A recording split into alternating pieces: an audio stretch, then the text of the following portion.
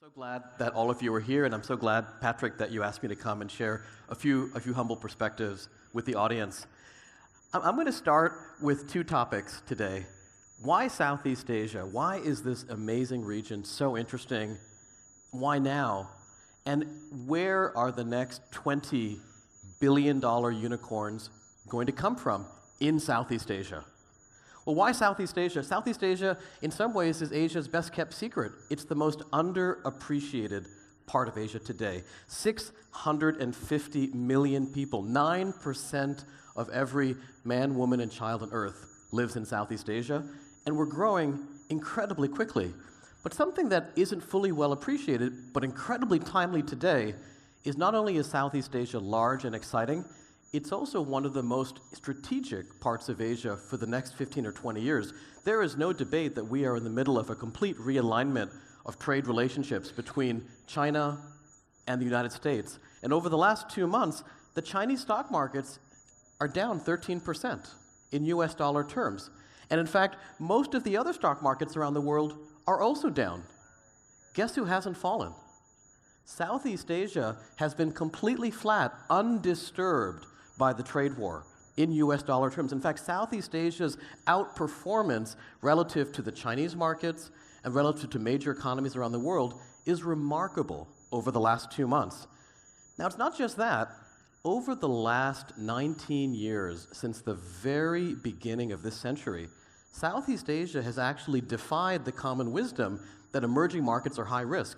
I love to ask people, as almost a parlor game, if I were to ask you to rank China, Germany, Indonesia, and Vietnam in the order, not of how quickly they're growing, but how volatile that growth has been. What's the standard deviation of that growth?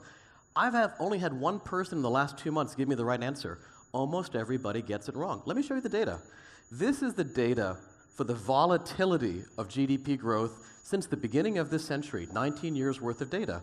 And as you can imagine, some countries grow at 5%, some grow at 8%, but there's a swing year to year in how they do. This quantifies that swing.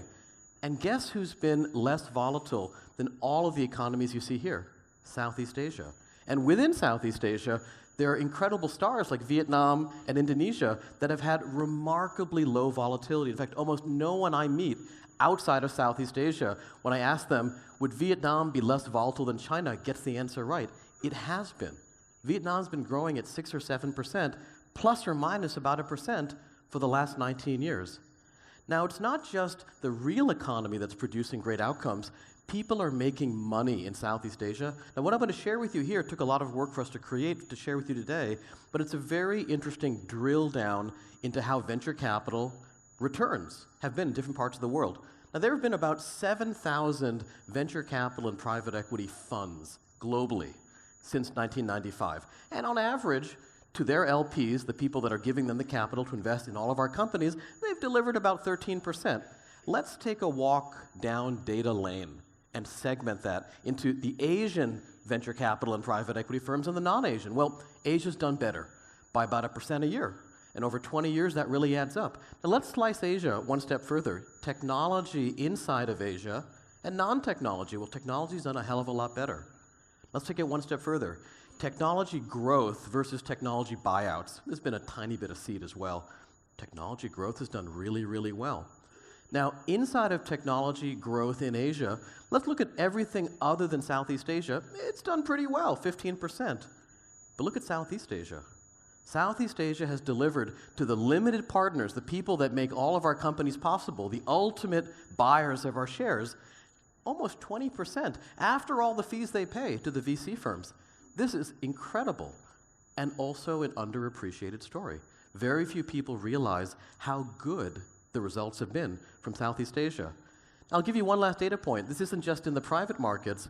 What you're about to see is a list of the most successful large tech IPOs worldwide last 10 years. You can go off to Bloomberg and pull down the data. Every big IPO in the world for the last 10 years, any country, and we measure one simple thing. How's the stock done since the IPO? What was the net promoter score for the investors that bought into that IPO? Some go up and some go down. Well, the two best IPOs in the world last 10 years in tech have been Ceridian and Atlassian. One of them's from America, one of them's from Australia. They're both enterprise software companies. They've done extremely well on an IRR basis, 60% plus. And that list continues down, and there's another, give or take, 100 names that come after this. Alibaba's not done too shabbily. It's number 13 in the world, number 2 in Asia. Hong Kong Trust has done okay, 15% returns. But who's number 3? In fact, who's the best consumer IPO in the world in the last 10 years in tech, and the best Asian IPO in the world in the last 10 years in tech? Turns out it's a Southeast Asian company. I've had the great fortune and great honor to be part of this journey for many years of my career, but more importantly, this is a victory for Southeast Asia, not just for C.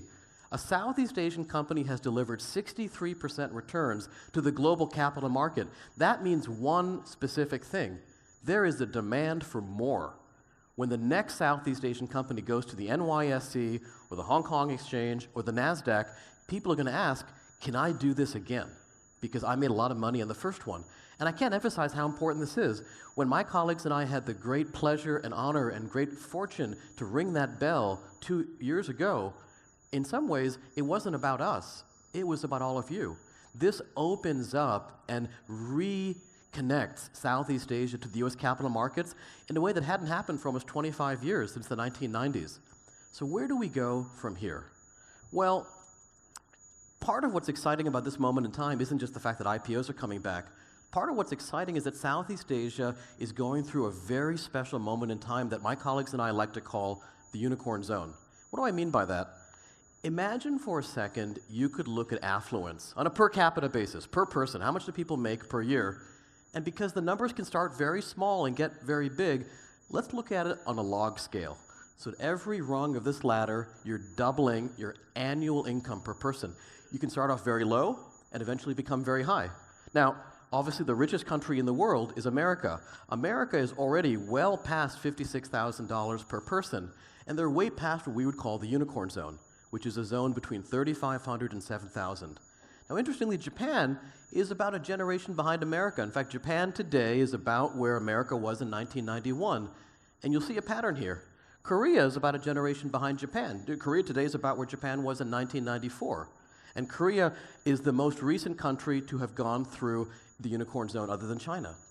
China's a generation behind Korea. China today is where Korea was in 1990, and China's just recently gone through its unicorn zone. India hasn't gotten there yet. It will. We always joke that, put a reminder in your calendar for January 1st, 2029. Don't be late. India's going to enter the zone then, and it'll have a wonderful 10-year period. But in between China, which is already through the zone, and India, steps Southeast Asia. We are right in the middle of the zone, and we're going to be there for about 10 more years. And this is an incredibly special thing. Why is it special? When you're at the India part, around $2,000 per person, only about 5% of that income is discretionary.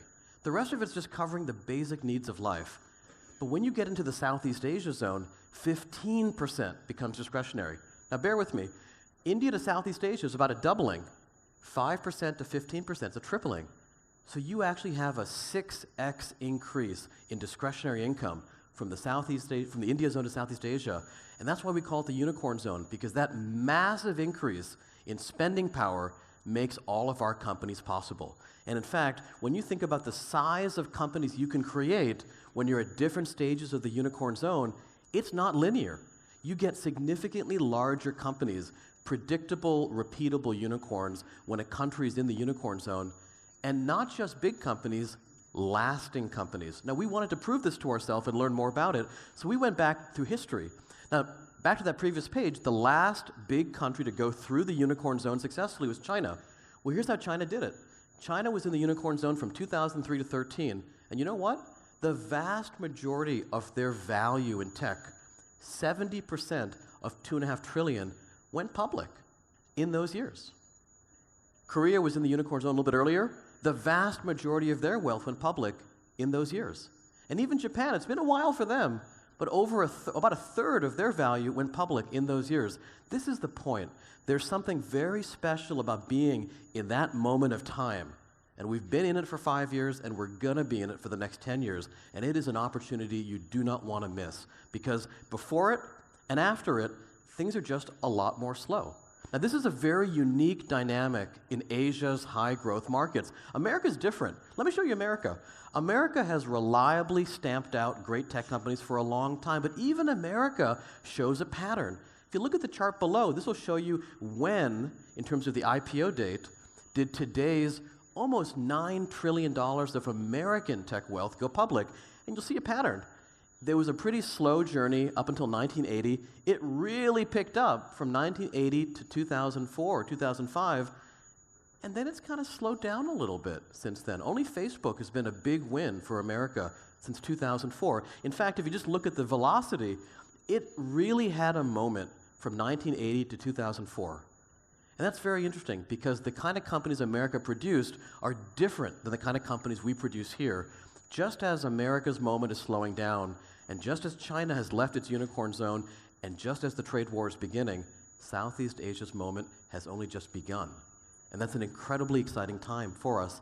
Now, what's going to happen next? What do we do with all that? How do we actually reach our potential? Well, an interesting statistic is that when a region gets to about 10 or 11 unicorns, things begin to pick up. This is the cumulative number of unicorns in the US. Notice the trend? Right around 10, 11 unicorns, it inflects upward. Same thing happened in China a year later. And here's Southeast Asia. We're now at about a dozen unicorns. And that means that not just because of the capital coming in, not just because of the fear of missing out, but think about all the employees in those first dozen unicorns who will now want to become founders of the next 20 or 30. That is an incredibly special moment. It's something that we've been preparing for at least a decade. Now, where will those unicorns be? Well, one thing to think about is how big they might become first. This is a really interesting way to look at it. This is how big American tech companies were in value relative to American GDP. And you'll see a very nice upward journey. Today, it's almost 40%, 45% or so of their GDP. Who's been following America? Well, China, of course. China has caught up in a very meaningful way, but it's been pretty consistently 10 years behind. In fact, China today is about where America was 10 years ago. And you know who's about 10 years behind where China is today? We are. So Southeast Asia today is about 10 years behind China, and China is about 10 years behind America. Now, what would happen if we were to catch up to China? It might be too much to ask for us to catch up to America in 10 years. We might get there in 20. But let's say we catch up to China. Well, today, we're at 2% of our GDP. China's at about 16, 17. So we've got a bit of a catch-up to China. Let's say we do that. And let's say we don't even assume our GDP rises. We're just going to stay steady, but we're going to increase our tech sector. That means there's $426 billion of public tech wealth that will be created over the next 10 to 12 years. That's enormous. It's extraordinary. In fact, it's one of the single largest creations of tech value in human history, and I believe it will happen here in Southeast Asia. The question is where? I was chatting with Patrick a moment ago, and I was chuckling because just as our previous speaker had a bonsai, we think about the world in similar ways. Think about every tech business model as falling onto one of the three branches of a very simple old bonsai tree, a tree that goes back decades. Most of the world's tech companies, by value, fit on branch one.